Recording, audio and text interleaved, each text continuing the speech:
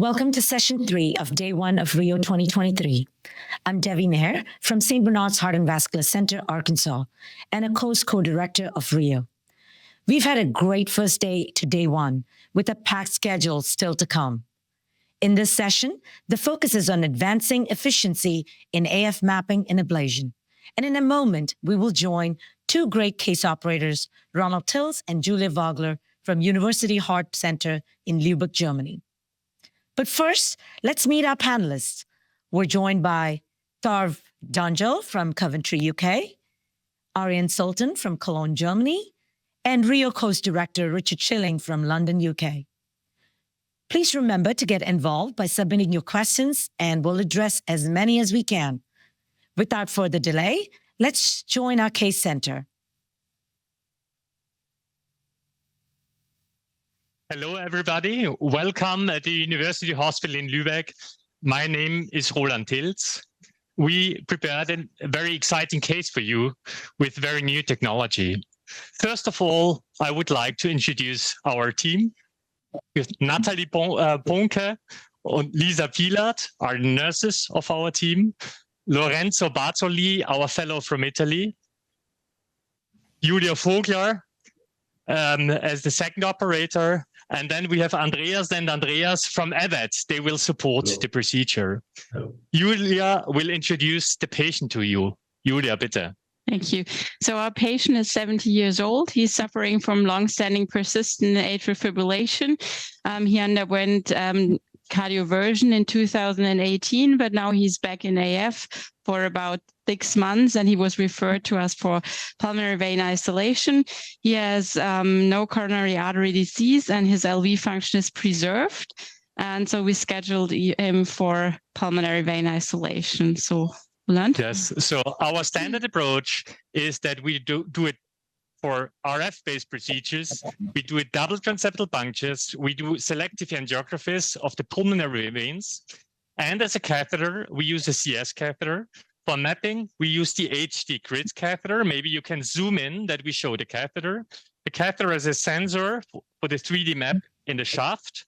And then he has these electrodes, which allows for a very high resolution mapping of the left atrium. In addition, we use the Tactiflex catheter. So it's a sensor-enabled catheter with a porous type and a very soft tip.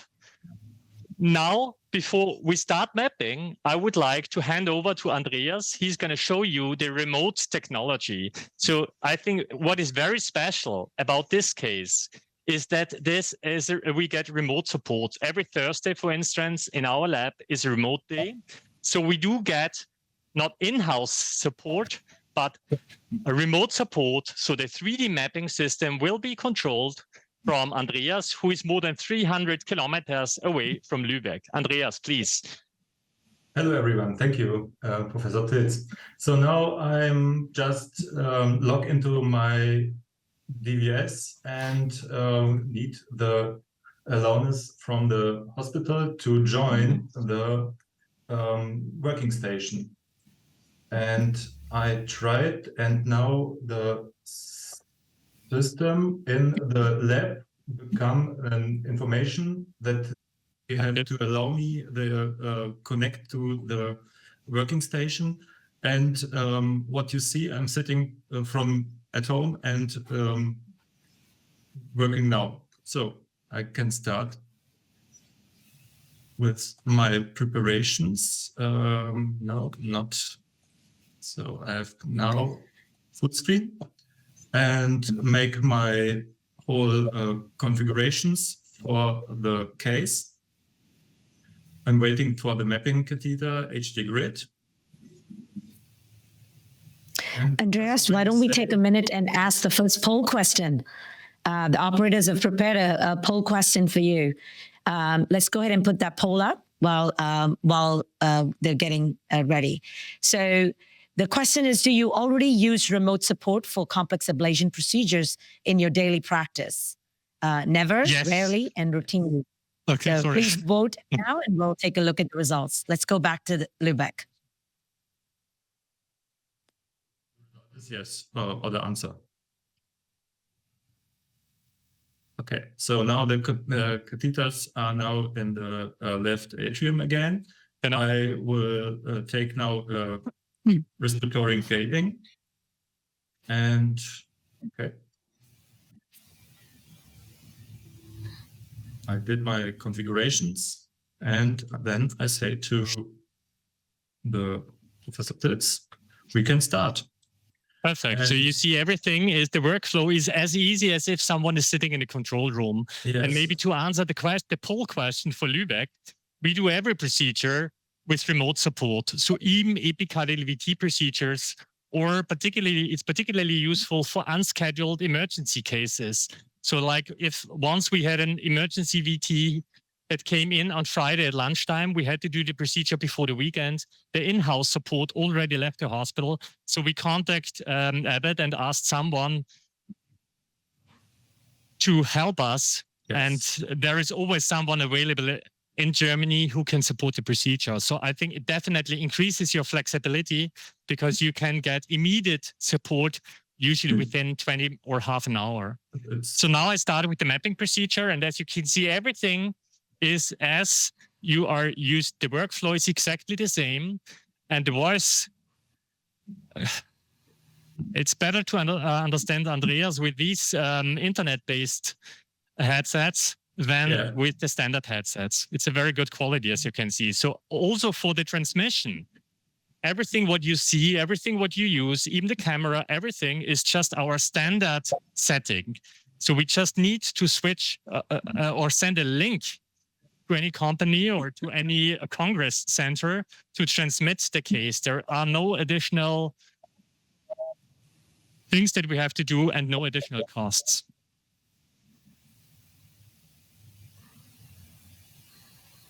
And there is not only remote access to the Ensight X, but there is also remote access to the camera stand and the Medin box. So the Medin box can also be controlled remotely. Remotely, yes. The big benefit is the fast support, and that's a big. Can you guys hear me? Can I ask the first question? Sure. Hi, this is Ari from Cologne. Congratulations to your very impressive remote procedure.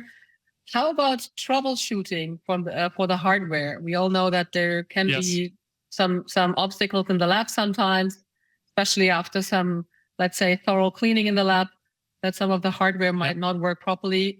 Are your nurses trained? How do you deal with those problems? Yes, so a very good question. What happens if we run into trouble? So we show you a remote support 1.0, but we already have for a starter with remote support 2.0.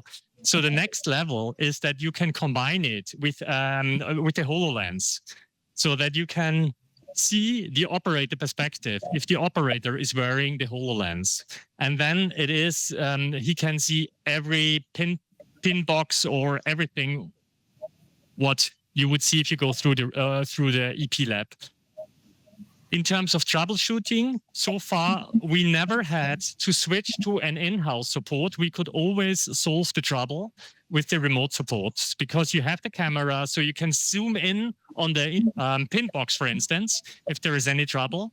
And that's why so far I think it does not limit. It's not a limitation. It's rather the other way around. If we run into trouble and we don't have remote support, we can connect to Abbott and they just zoom in and help us with troubleshooting. Yes.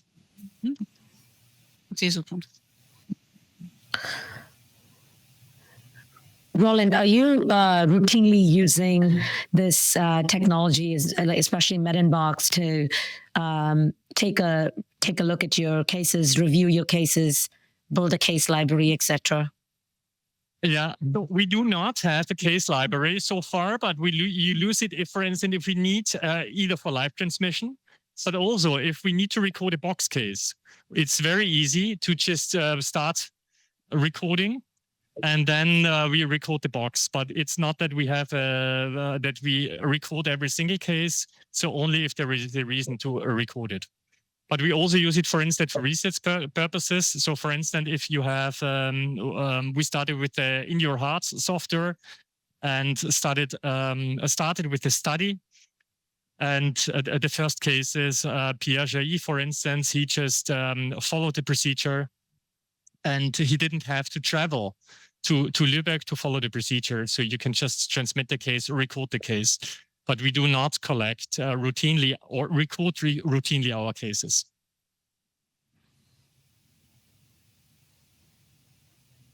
Was ist rechts? Rechts. Links. Okay. Can we switch to AP? AP? Yeah. Roland, could I ask a question, please? Sure, please go ahead. Yes. So, Roland, you have a patient with long-standing persistent atrial fibrillation. So could you just explain to the audience what your ablation strategy, your mapping strategy will be? Yes. So I have to admit that at the initial of the procedure, we already did a map because we had some time to spend. And after the map, actually what we wanted to show you is make a real-time sinus-ridden map. But the first cardioversion failed, and the second one, in the second cardioversion, he was in sinus rhythm, but he immediately re-induced atrial fibrillation. So what will be our strategy? Our strategy will be solely pulmonary vein isolation, even in persistent and long-standing persistent AF. Particularly, if you see, like in this patient, it looks like a healthy left atrium. No, I mean, there is no low voltage area in the left atrium anterior wall. I mean, in long-standing persistent AF, usually what our standard is, since there is no overwhelming data for additional ablation in addition to PVI, we try to enroll as many patients as possible in the La La Land AF study, where we randomize PV isolation versus PV isolation plus left atrial appendage isolation. But this is, as I said, we try to create scientific data. Otherwise, our standard as the first procedure is PVI only. And Roland, just a quick second question, just being greedy. With the HD grid, it looks like you're using the Inside X system in the voxel mode. Yes. With the HD grid, the magnetic sensor is at the shaft. And with these cases, do you, in your experience, do you find any frustration or any issues with collecting geometry with the HD grid in the voxel mode? No, I have never done a single procedure with another mode than the voxel mode. I don't like impedance-based systems because they are not as accurate. So for all the users who are not using Inside X on a regular basis, you have the option to use either an impedance-based mode or the voxel mode. And the voxel mode means that you create a geometry based on a sensor in the shaft of the HD grid and not at the tip of the HD grid. So you have to be with the shaft everywhere before you just to create a geometry. If you can overcome this limitation, if you want to, by just creating voxels with the ablation catheter. So if I want a more accurate, if I would have difficulties to create a nice geometry, I would just go with the ablation catheter to create the geometry and then go back with the HD grid to get the perfect electrograms. But I think it looks like an yeah. Go ahead, Anari. May I ask a question? Can you elaborate a little bit on the planned power setting that you might want to use for the PVI? Are you going for high power? Are you going to use, let's say, regular power? What's your plan? Yeah, it's always dependent on how you call it. So our standard setting will be for PVI 50 watts. We want, so usually with the TactiFlex catheter, you can either use 50 watts for 10 seconds, 40 watts for 20 seconds, 30 watts for 30 seconds. And since I want, particularly the posterior wall, I want fast but rather shallow lesions, I would apply 50 watts for 10 seconds. And if I'm not at the posterior wall, I try to get deeper lesions by overlap. So overlap is, I change the overlap, but not the power and not the duration. At the posterior wall, I do not want any overlap, and at the anterior wall, I want it. So it's about interlesion distance.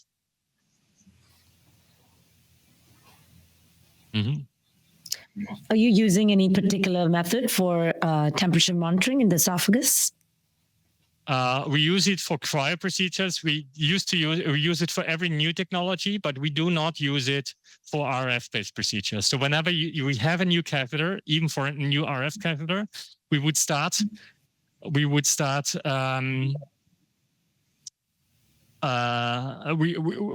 our first case series with an esophageal temperature probe, just to better understand how deep the lesions are.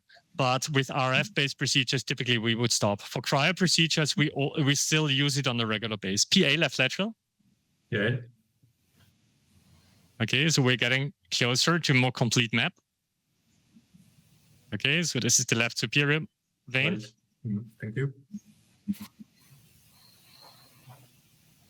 Right, do you use And for the ablation, do you use any indices like LSI, FTI, or something like that for your lesion assessment? It depends on which catheter we use. For the Tactiflex catheter, there is no LSI because there is a standard power setting, which is 10 of, if you apply 50 watts, it's 10 seconds only.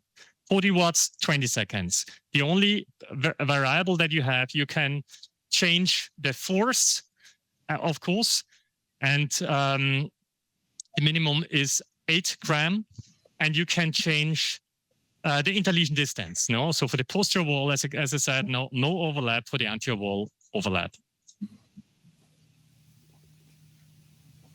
So we're getting pretty close. Almost complete map. PFA, do you use temperature monitoring or do you not bother? I beg your pardon? For fulguration, for PSA, do you bother with esophageal temperature monitoring?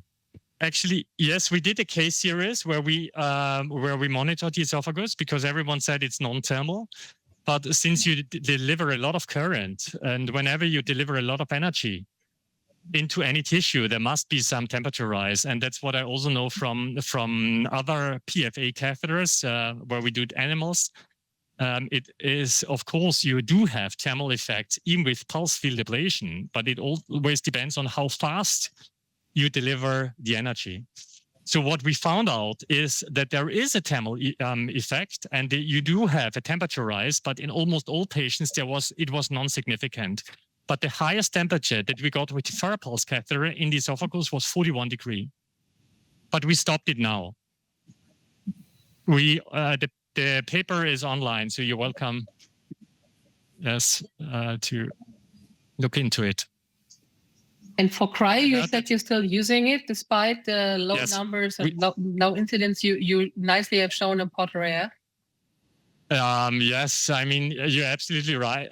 We may consider to change it. It also has, yes, I think the scientific evidence, what we learned from the Potter study is that atrial fistula population, it's an RF problem. So with cryo, the incidence is extremely low.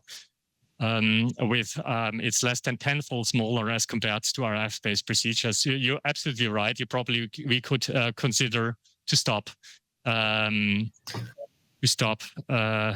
a cryo probe, also an esophageal probe, even for cryo. Okay, why don't we take a look at the poll results, Roland? Why don't we take a look at the poll results of that first question? Perfect. So we asked if you already used remote support, and we see that 66% of our attendees do not today use remote support. So I want to go on to the next poll question. With this excellent map that you just saw being created, now would you consider remote support for complex ablations such as AF or epicardial VT ablations in your daily practice? You just saw this incredible map from Lübeck. And if you can please vote on this, we'll come back and take a look at it now. Let's go back to Lübeck, please. As I said, from Lübeck perspective, we do all procedures including VT and apical VT, and submitted also our data to ERA. Hopefully it will be accepted.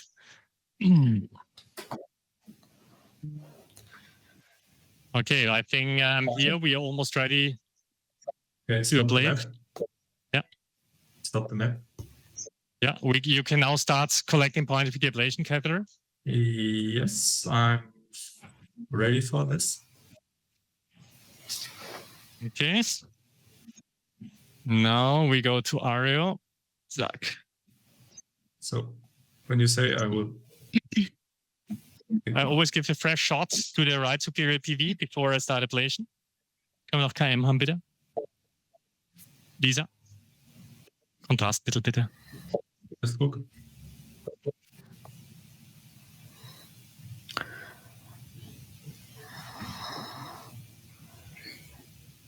No. Roland, could you explain the reason for your angiogram prior to ablation? Actually, for RF-based procedures, I still like the angiograms because I think it's a very simple way to visualize the ostium. And as you can see, I typically use the sheath.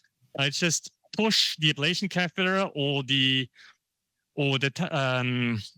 HC crit deep inside the vein, and so the risk of a complication is extremely low, and you see you get very beautiful angiographies. So we want to avoid PV stenosis, but we also want to get an ablation close to the ostium. If you misinterpret in RF-based procedures the angiography or the ostium, the procedure might get very tough, no? So we will be ready. Yes?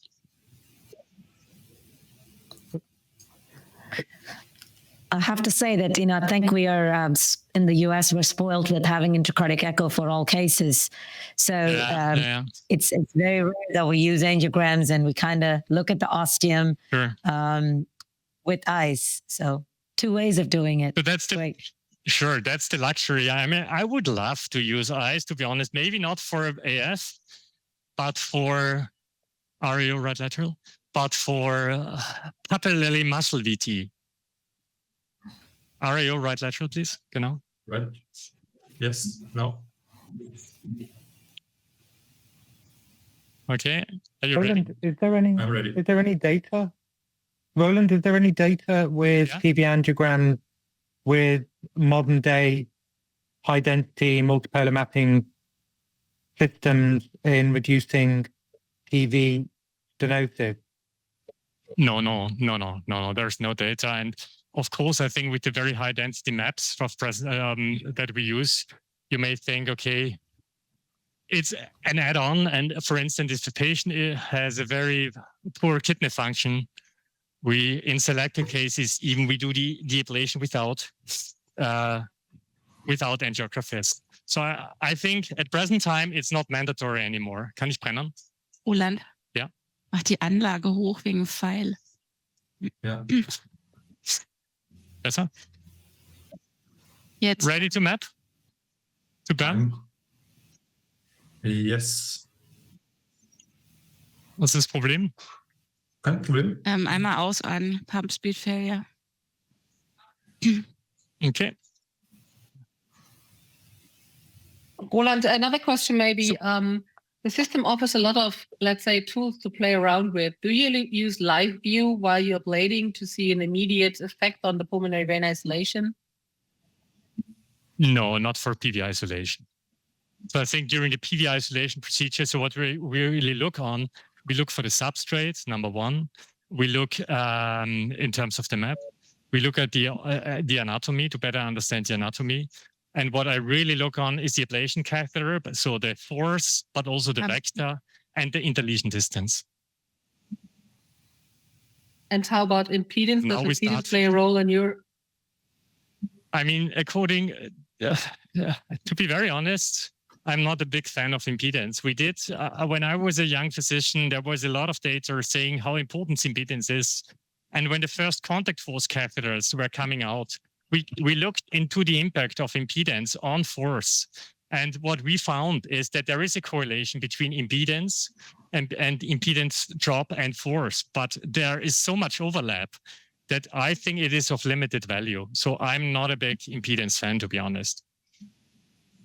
And whenever you have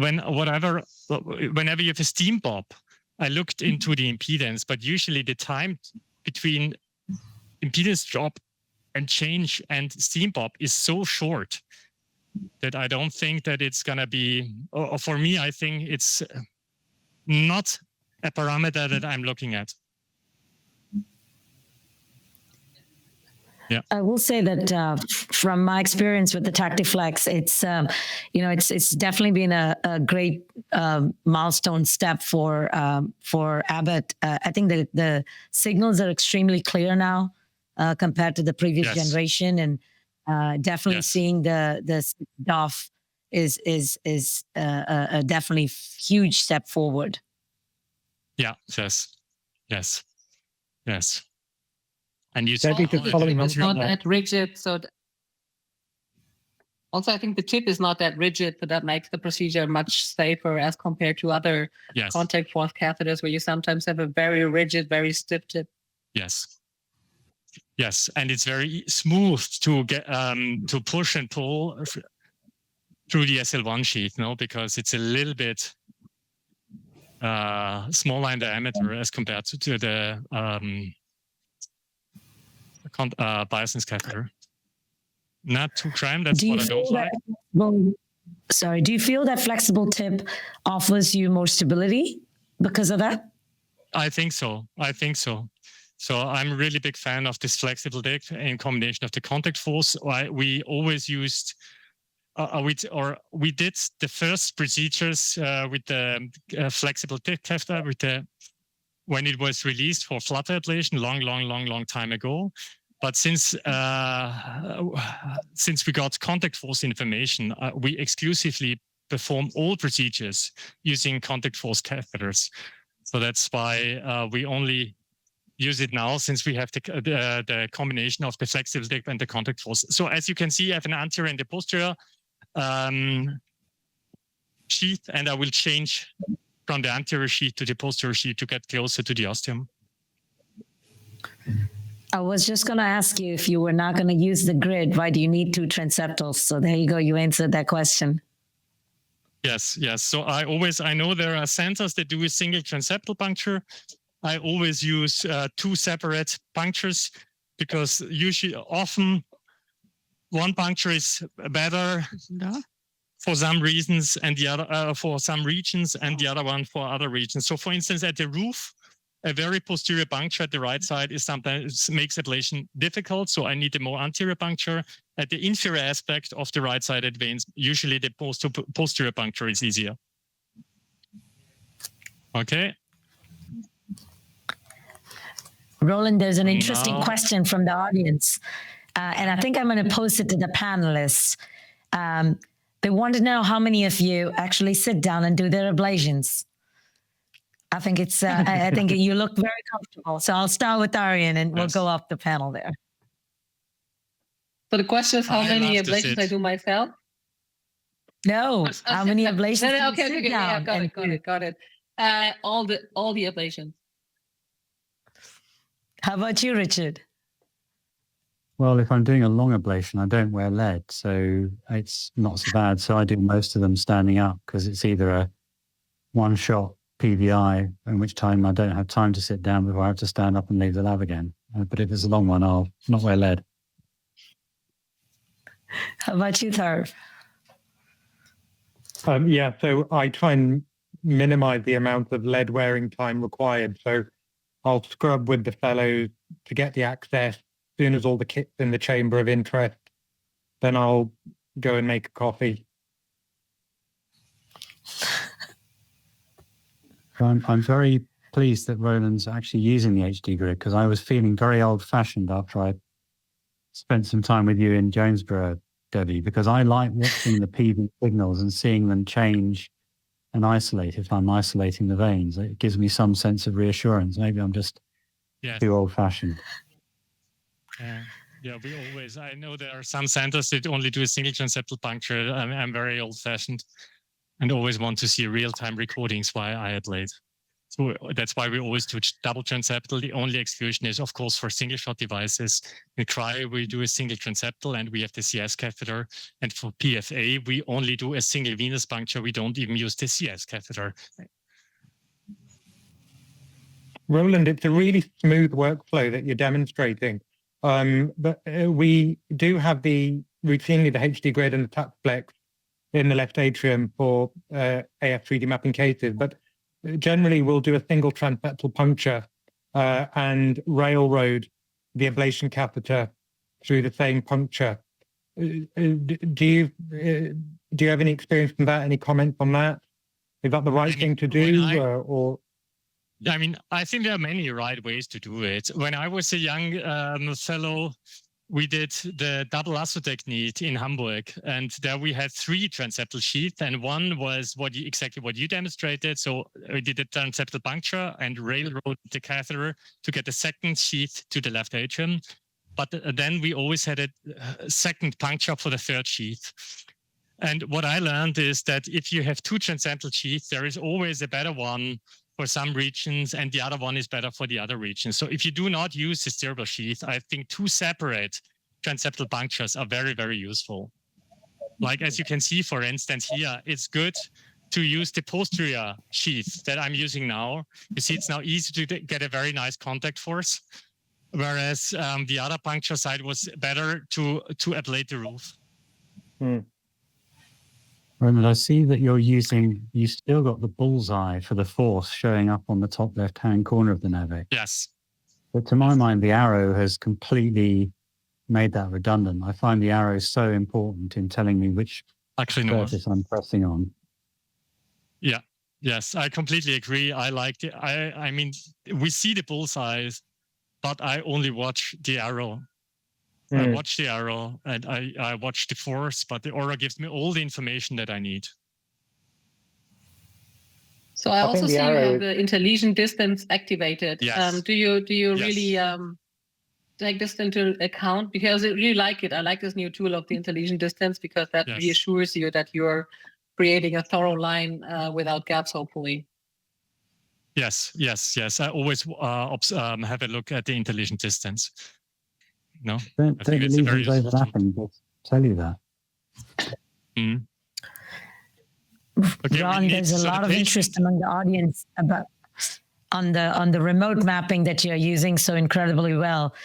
There's a question asking if you see this as a new standard for less experienced operators or even in remote sites.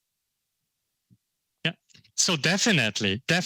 So it's of great value. I mean, I was also contacted several times when a less experienced operator could not block an isthmus or terminate the atrial tachycardia, and I was not in Lübeck, and they just sent me a Zoom link. I connected to the EP lab and just guided the procedure from anywhere around the world. So that's really a really good backup, not only for the operator, but also for the support, whoever uses the N-side. If he runs into trouble, he can always connect to a more experienced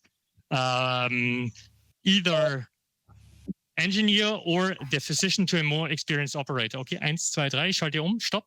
Ja, ich lass los. Einer Bolus. It's really of great value on a daily basis. It's more than a toy. Well, cost and ecological impact is also really important because it's very expensive for companies to move their support around the country to various centers. If they can do it from a single base, that's a really big impact on cost and a green footprint. Yes. So in Germany, we spoke to different companies, and basically what they said is the average travel time per procedure per remote support. So, sometimes they have 3 procedures, some they have 1 procedure, some days they have 4 procedures. Sometimes they live close by, in some areas they don't. But on average, the travel time is 90 minutes per procedure. And of course, you can reduce it to 0. And travel time does not include the waiting time between the procedures. So it has a huge impact on the efficiency. And typically, by the way, most of our remote support engineers, they are pregnant.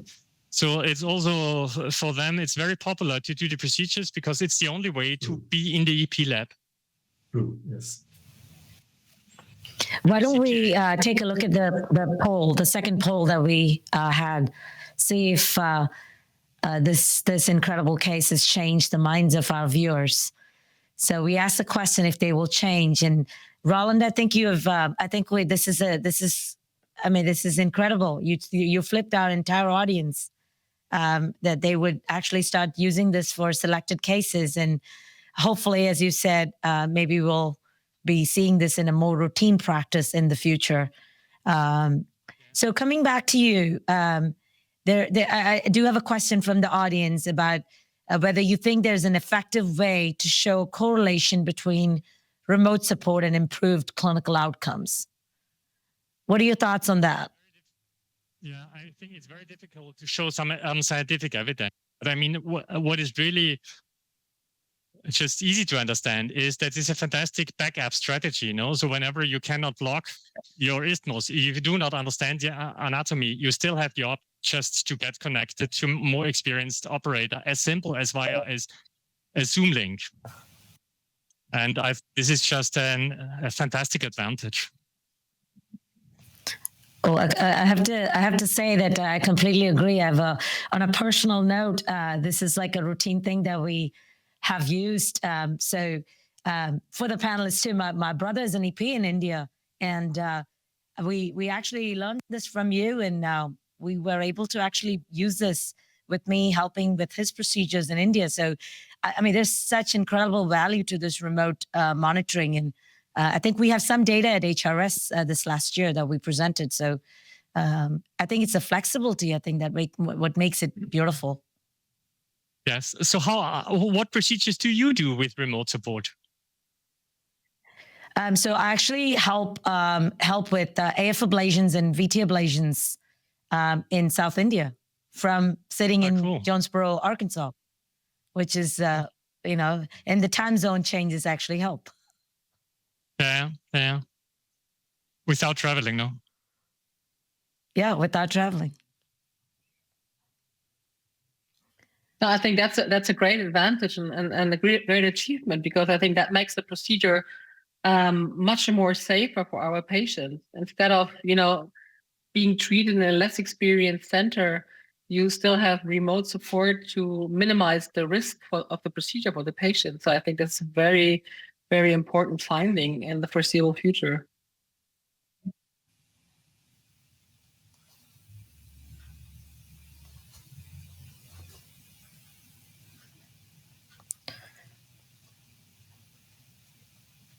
So there's a question from the audience on ablating on the bipolar voltage map versus a finished map model.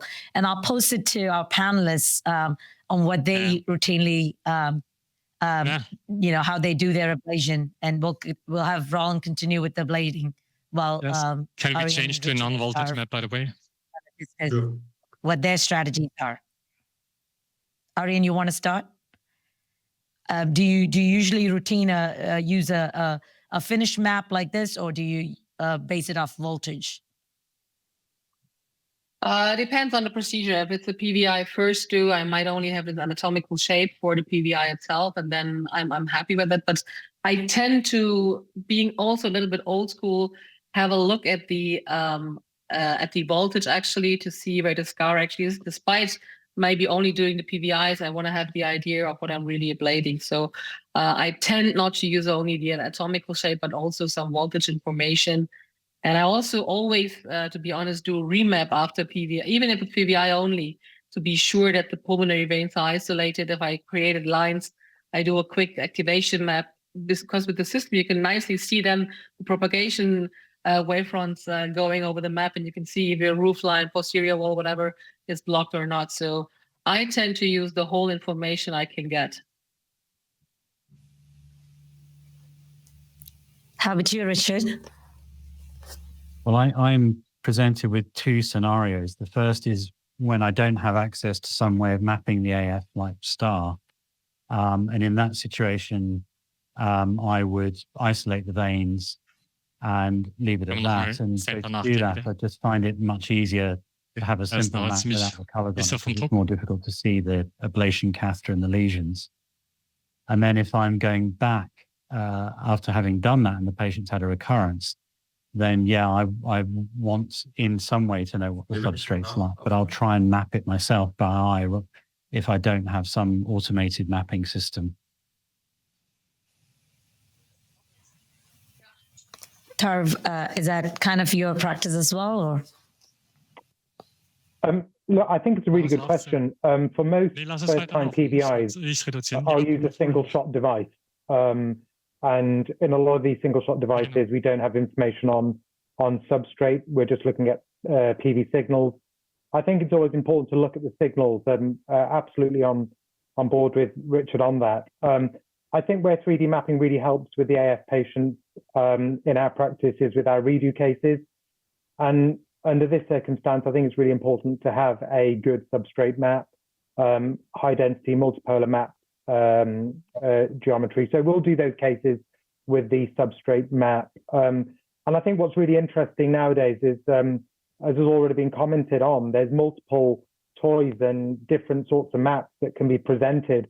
One of the maps that I quite like with Enside X is their new emphasis map, which is a combination of peak frequency with low voltage substrate to identify targets in persistent patients undergoing redo ablation. But I think for the case where you're doing a first-time PVI with 3D mapping, as long as you've eliminated those PV signals, does it really matter whether you're doing the case with just the geometry shell or the substrate map? I'm not sure.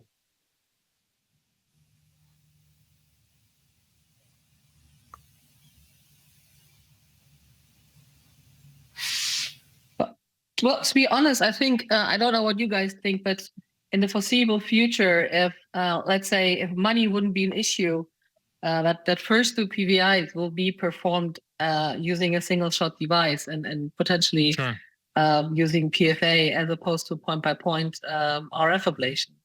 What do you think? Is that going to be our future, or are we still clinging on to RF PVI? No, I completely agree. RF PVI is the first two PVI. It's long line. You need continuous line. It's so much more complex. So I don't think this will play a major role. And to be honest, in Germany, it doesn't play a major role in most centers. No, so they're predominantly performed by single shot devices for first two PVI procedures. No, whether it's going to be cryo or RF, the future will show. I'm not sure whether a PFA, no, not cryo RF, PFA or cryo, the future will show. I'm not sure. I still think that cryo will play a major role within the next 3 years, since it's so safe, it's so well established, and it's so well reproducible. So we still need a lot of data from PFA demonstrating that it's as good as safe. I think the current, so the Farapulse catheter is fantastic in very experienced hands, but the lesions are highly operator dependent. You need much, much more experience to get a good lesion as compared to a cryo procedure.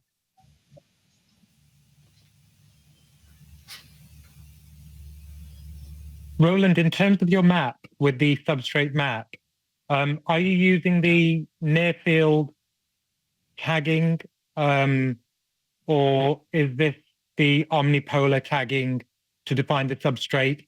And why do you use whichever one you use?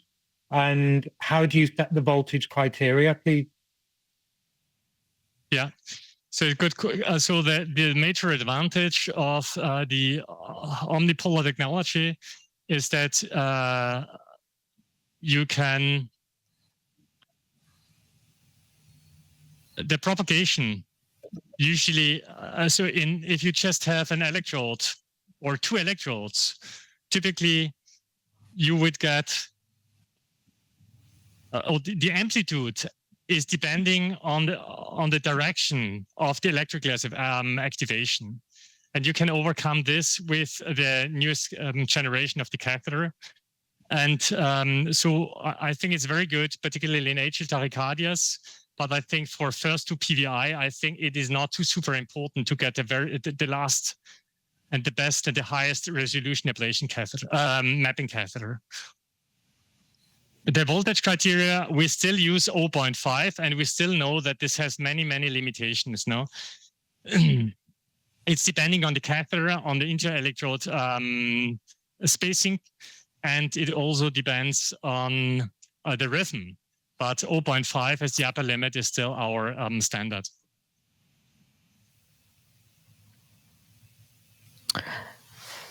Tarv, do you use the emphasis map quite a bit during your PVIs, or just using for the redo maps?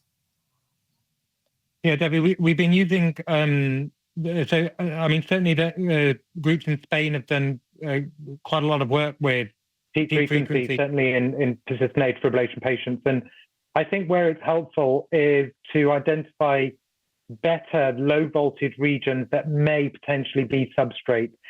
And I think that comes into play more with the redo cases as opposed to the first time PVI, just as Roland has explained. You know, first time PVI is really to make sure you've got good lesion placement, no gaps, making sure your lesions are more antral as opposed to too ostial. And as Roland has just mentioned, whether you need unipolar, bipolar, or omnipolar technology to do that, you know, is debatable. But I think where the emphasis map helps, certainly with peak frequency, there's still a lot of work to be done in that space. But I think there may be some advantages there in the redo persistent cases. I'd be interested in your thoughts on that, Richard. Well, I think that there's so much we don't really understand about the mechanisms of AF, and I think we've made many assumptions about what drives AF and maintains it over the years. And I think that the challenge is assuming a mechanism and then ready to shock, assuming that mechanism, and then designing your technology to fit that mechanism and show that mechanism is always a bit of a danger. And I think that's where road fell apart, because there probably was something in it that assuming that everyone had that was the mistake that I think they made. And so I think you're right that anything that we show on these maps, we need to understand the basic logic of why they're being shown and what they mean, and if they have a relevance to the true AF mechanism. I guess we'll be talking about that a little bit more in the last session.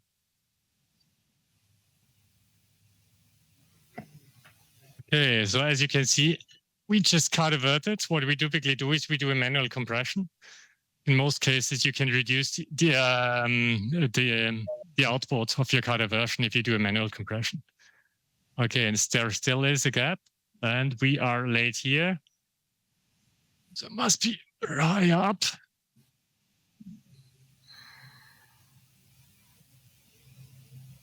Roland, do you do some pacing around the veins, or do you do remap, high density remap of the veins? Now we look for the site of earliest activation. We look for the site of earliest activation and then just close the gap. We don't do pacing even after isolation. Can you show, yeah, this is getting earlier, but it's not early enough. Ariel?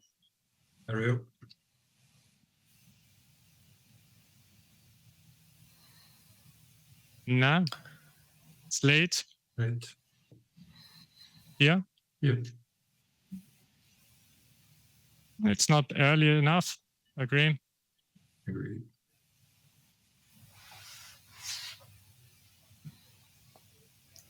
It's early. Yes, early. It's early. Let's get one.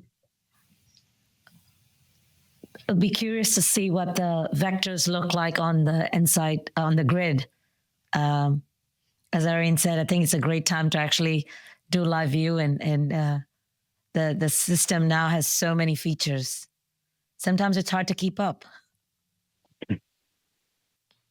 Yeah, you're right. And we looked actually into that because we compared reconnection of pulmonary veins using a laser catheter to HD grid, and we could see that With a high density catheter, you're able to detect gaps that are not visible, let's say with circumferential catheters.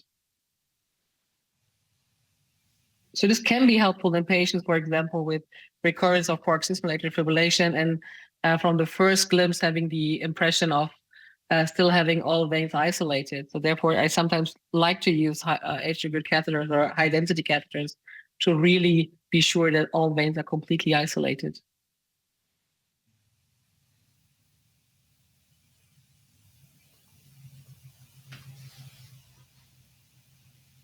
Okay.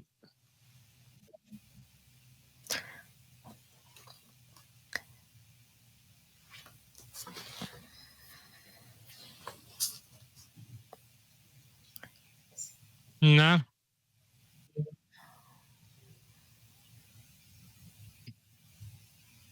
But Roland, I have a question about more of your sort of conceptual belief about RF energy and how RF energy impacts on atrial tissue. The parameters that you described for Tactiflex is effectively the same power and same lesion duration, maintaining a constant force for each lesion. Yes. But we know that RF energy behaves differently whether we're ablating scarred low voltage fibrotic tissue versus healthy myocardial tissue. Where do you see, or how do you see the field moving forward, maybe enabling a more prescriptive pattern to RF energy to the sort of tissue that we're ablating? Or do you even feel that it's necessary to even ask that question? I mean, I think for point-by-point ablation, I think in the future, I don't think that we will do point-by-point PVI isolation procedures in diffuse RF-based. The first procedure will, as we discussed earlier, single-shot device for many, many reasons.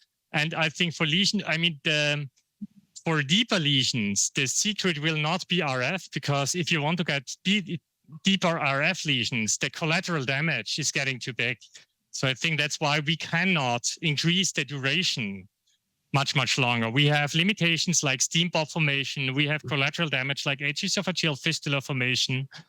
That's why I think if you want bigger lesions, the future will be focal, but with large tip PFA catheters.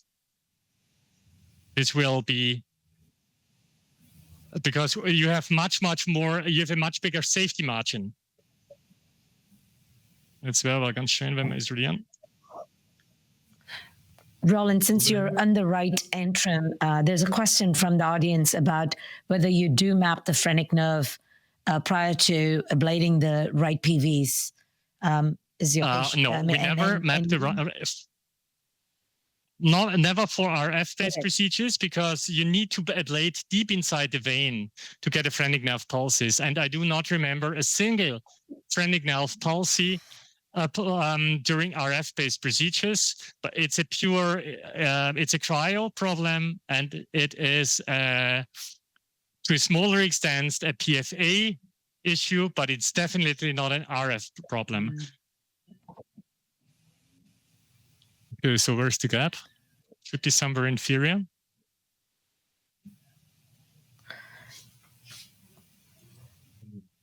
No. And sorry, I might have missed it. But what's your energy setting in this case?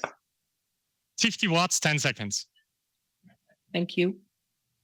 If you want to get deeper lesions, like for left atrialismus, then we will reduce the power and extend the duration. So I think the IFU of the catheter is 40 watts for posterior wall and 50 watts for anterior wall, if I'm right. But the question also comes to, I mean, do you what kind of anesthesia? But I mean, we have to say that. Yeah, sorry. Is the patient sedated, or is the patient under general anesthesia? It's a propofol sedation. So it's a nurse-administered propofol sedation. He gets midazolam, fentanyl, and propofol, and it's administered by the nurse. And we do all procedures, almost all procedures, even apical VT, with the same approach. Only if the patient has just a severe pulmonary disease, for instance, we would call an anesthesiologist, but this happens maybe less than twice per month. So that's it. And I think, you've done an incredible job showing us how to use the system and use the catheter, and also how remotely you were able to get a really good detailed map without much technical issues. We're getting close to finishing the session. I want to give our panelists a few minutes to give us their final thoughts. And then, Roland, I want you to give us some final words before we close out the session. Let's start with Tarv. Debbie, I think this Roland demonstrated a really nice example of using a state-of-the-art mapping system to create a rapid left atrial geometry with the HD grid catheter, and has shown the advantages of the Tactoplex in terms of catheter stability, signal quality, and his workflow with the double transeptal access. I think what we've seen here is that in the space of 15, 20 minutes, Roland's done a complete whacker on the right side, and it just shows you how far we've come with complex 3D mapping to perform pulmonary vein isolation over the years. So just a tremendous job, Roland. Thank you. Yeah, that's a very. So in summary, what we can learn from procedure. Oh, sorry, it's not my turn yet. No. Go ahead. Yeah, no, it is your turn. Your turn always. Yes. So, perfect. No, I just wanted to show. It's we usually chose the easy procedure for the live case.